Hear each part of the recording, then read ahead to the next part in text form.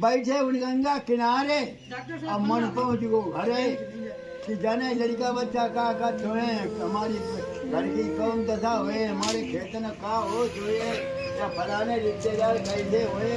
दुनिया के मन भागता रहता है, बस मन की लगाम थाम लो, बस हो गया भजन।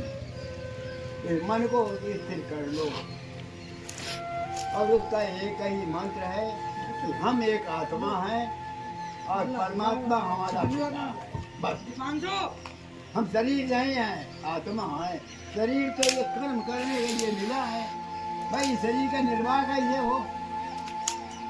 तो अगर शरीर आत्मा का निर्वाह शरीर का निर्वाह करना है तो उसके हाथ पैर चला करके अपना कमाओ, ना कि हमें इनकी कमाई खाए।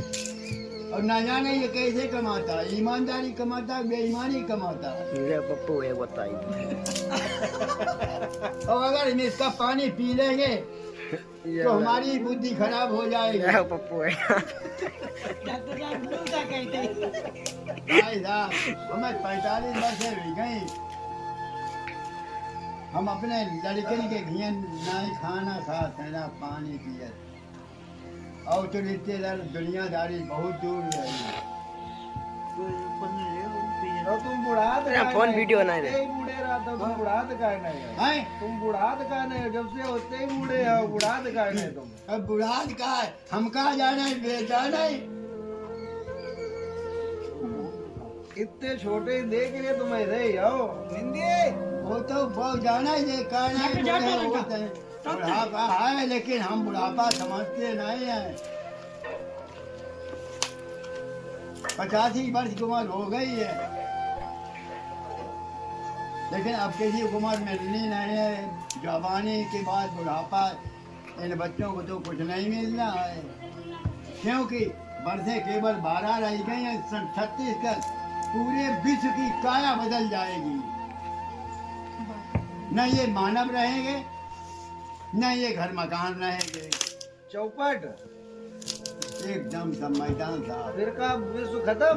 जैसे पवनी त्योहार घर की सब गंदगी निकाल दे तो है ना, इसी तरह से घर की सफाई कर दे, तैसे ये संसार रूपी दुनिया की सफाई होना है।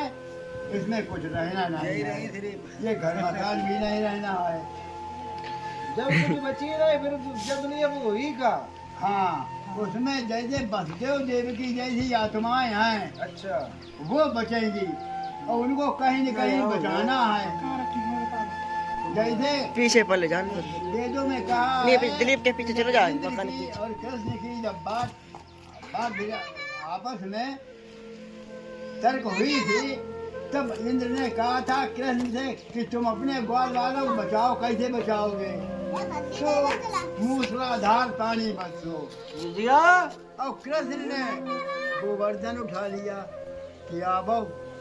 तो जितने उस गोवर्धन के अंदर पहुंच गए थे वो तो बच गए और बाकी सब जलमग्न हो गए थे। इसी तरह से जो वो कृष्ण आया है, गोवर्धन पर्वत ना उठाओ हो तो मतलब ज्ञान परमात्मा आया, उसने रास्ता बताई है।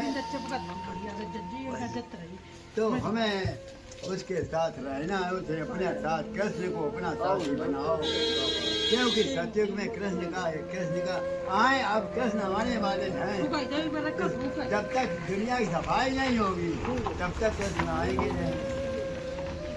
नहीं के लिए पन्नी सूख डाला हुआ है। तो अब कृष्ण आने वाले उनके अब ये 12 के बाद 36 के बाद 37 के बाद में कृष्ण आएगा। और अभी रचना हो चुकी है, जब कृष्ण आएंगे इतने बड़े होंगे तब किसी घर में माखन नहीं खाने, माखन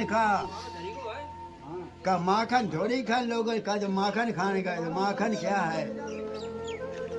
ज्ञान। जैसे दूध को जब फेरते हो तब मक्खन निकलता है, इसी तरह से जितने वेद पुराण हैं उनका सबका अध्ययन करो या सुना हो उसको, और फिर जो आपको बताया जा गया है इसे आप इसकी तुलना करें कि सत्य क्या है। बड़ा साहब कह रहा है बात है, सब जब से आप समझे हो तब समझ पाए हो, तो चले ना समझ पाए हो।